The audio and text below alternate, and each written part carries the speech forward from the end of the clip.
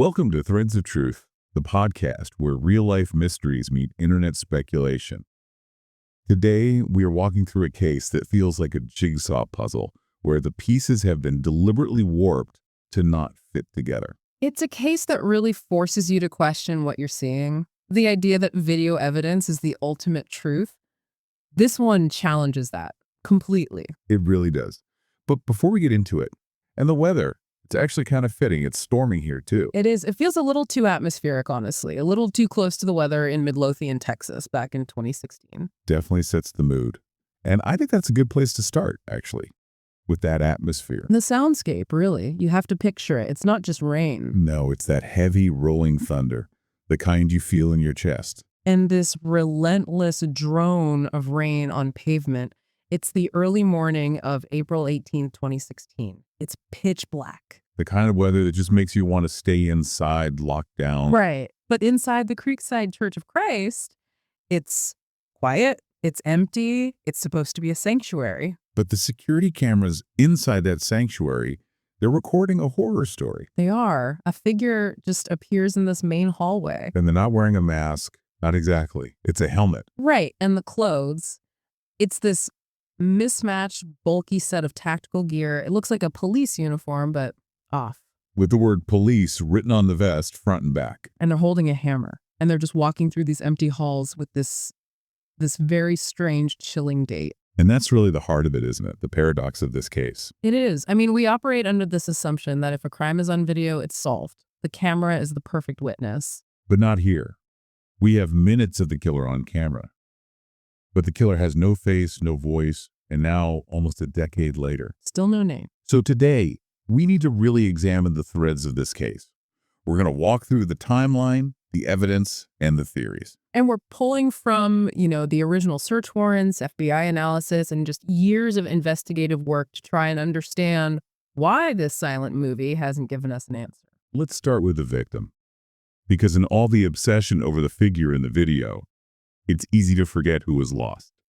Tell us about Terry Bevers, or Missy, as everyone called her. Missy was 45 years old, a mother of 3 daughters, married to Brandon Bevers, and she was, by all accounts, just a force of nature. She was a fitness instructor, right, for Camp Gladiator. Yes, and if you know anything about Camp Gladiator, it's not a casual thing, it's high intensity, it's a community. You have to have a certain kind of energy to lead those classes. Exactly. She was charismatic, incredibly strong, disciplined, the kind of person who motivated everyone around her. And that job meant she was an early riser. By necessity. Her boot camp started at 5 a.m., so her day started when it was still completely dark outside. Which brings us back to that storm. That thunderstorm wasn't just background noise. It was a catalyst. It really was, because Camp Gladiator is an outdoor program. That's the whole brand. But you can't hold a class outside in a Texas thunderstorm. No. So the night before, on April 17th, Missy made a decision. She posted on her group's Facebook page. What does it say? Just that because of the rain, the 5:08 a.m. class was being moved inside the Creekside Church of Christ. And that Facebook post it's one of the biggest friction points in this entire investigation. It's huge because it raises the question of intent. Did the killer see that post? Were they following her online? Knew the plan had changed? Or was the killer already planning to be inside that church anyway, and Missy's arrival was just a terrible coincidence? That one distinction just changes the entire narrative. It's the difference between a targeted assassination and a burglary gone horribly wrong. And as we'll see, the burglary theory gets pretty hard to believe. So let's break down that morning minute by minute. The timing is so crucial. It all starts at 3:50 a.m.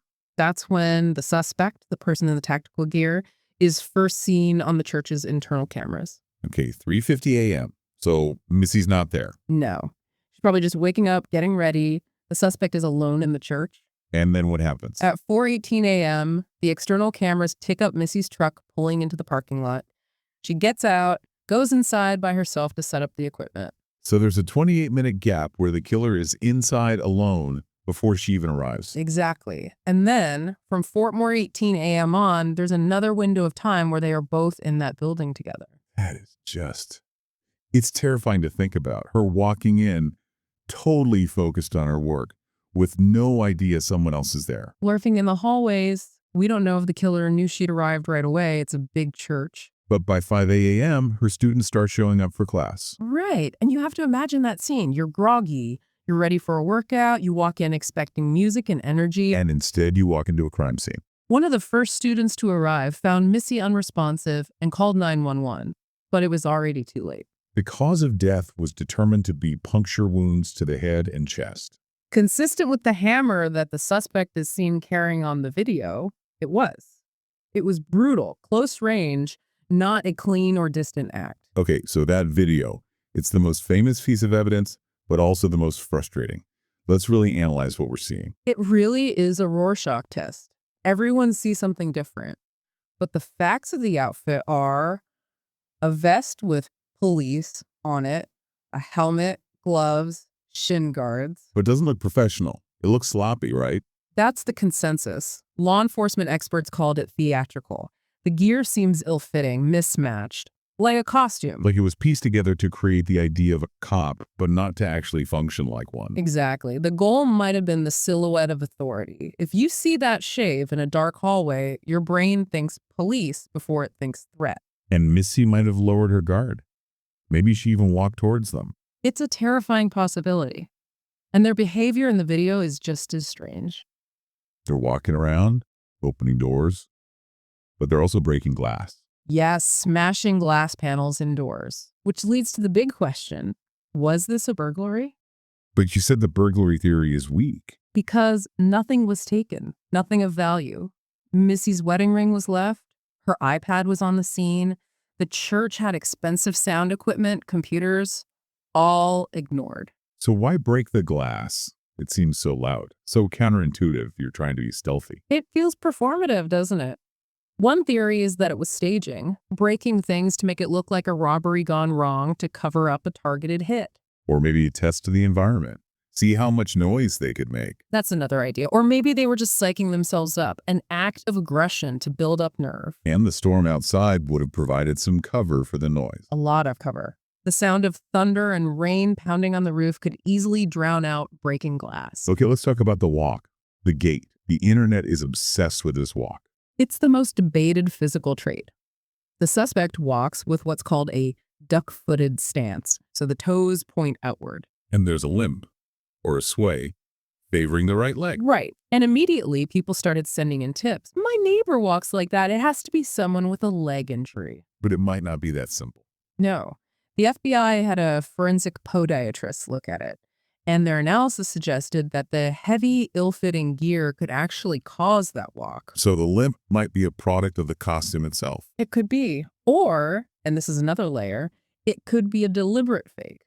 A way to disguise their natural height and stride if they knew they were on camera. A disguise on top of a disguise. Which leads to the biggest question that has dominated this case for 10 years. Is the killer a man or a woman? The debate has split everyone, including investigators.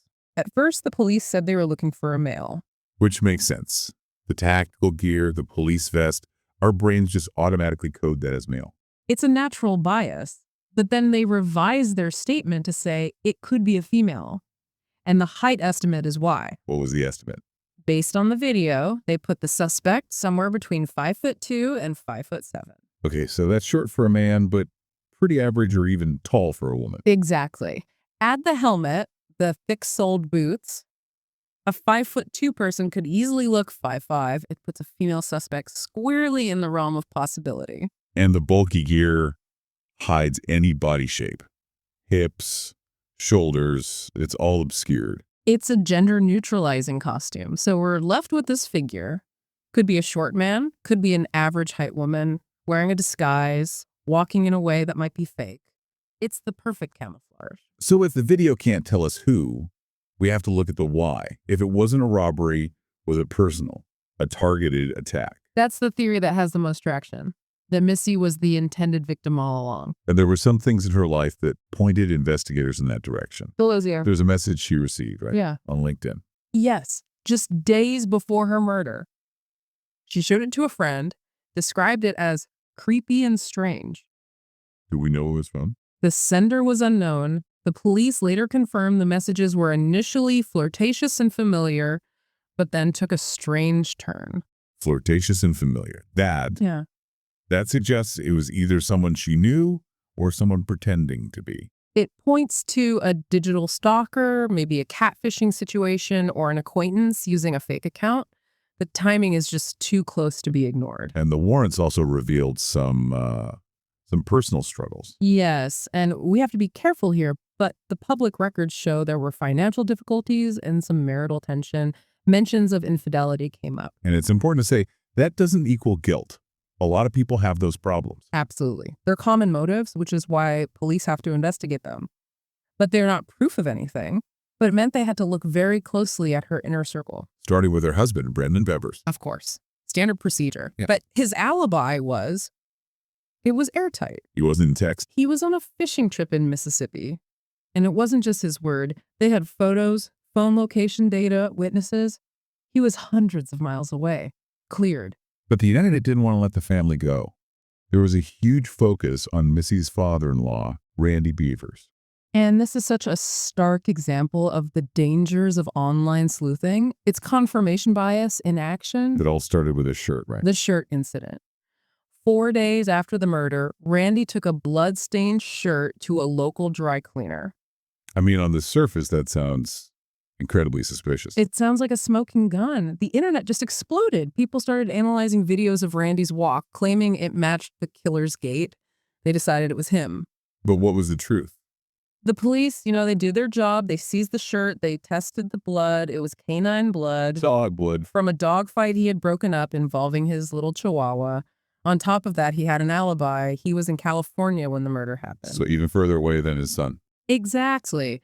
But it didn't matter. The narrative was already out there. People saw what they wanted to see to make the story fit. It's a real cautionary tale. It is. And there's another piece of evidence that points away from the family entirely. The other vehicle. The Nissan Altima. Yes.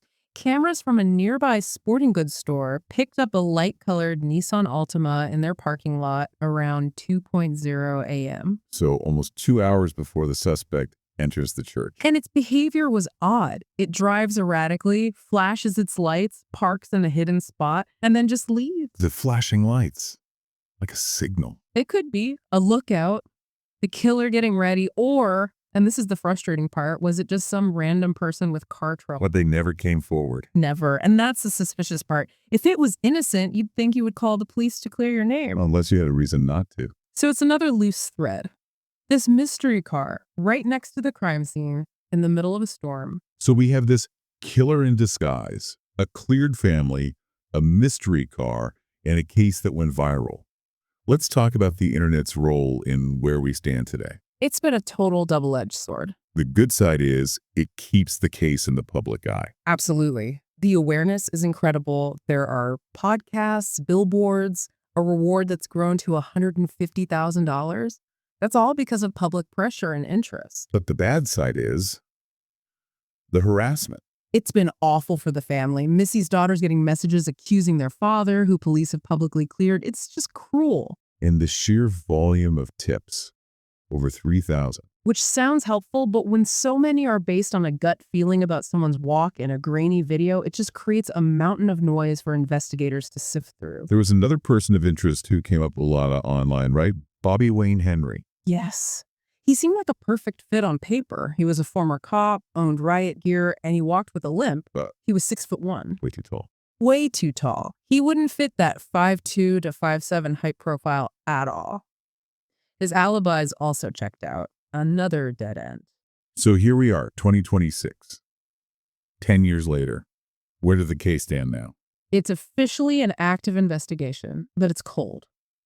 Police have maintained what they call strategic silence. What does that mean exactly? It means they're holding back certain key details from the public.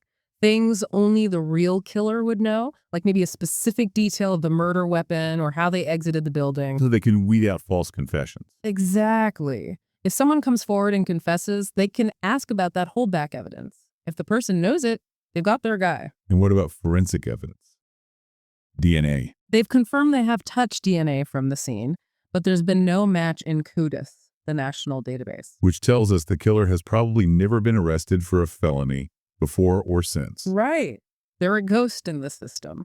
which is terrifying to think someone could do something this brazen and then just disappear back into a normal life. It's so haunting. We have the who on video, the where, the when, but the why is a complete blank. And it just shatters our faith in surveillance, doesn't it? We have cameras everywhere thinking they'll provide answers. But this camera, it captured a presence, but not an identity.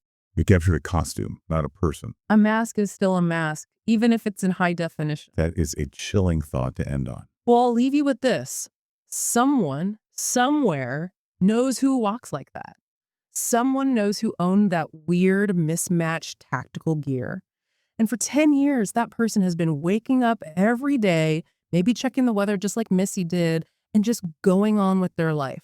They're hiding in plain sight. If you know anything about this case, even after all this time, the police tip line is still open. Sometimes it's the smallest detail that finally breaks a case open. Join us next time on Threads of Truth. Decades earlier, a man was found at the base of a cliff in Australia. His death was ruled a suicide until evidence began to suggest something far more troubling. Next time, we examine the case of Scott Johnson. It's a fascinating and important story. We'll see you then. Stay curious.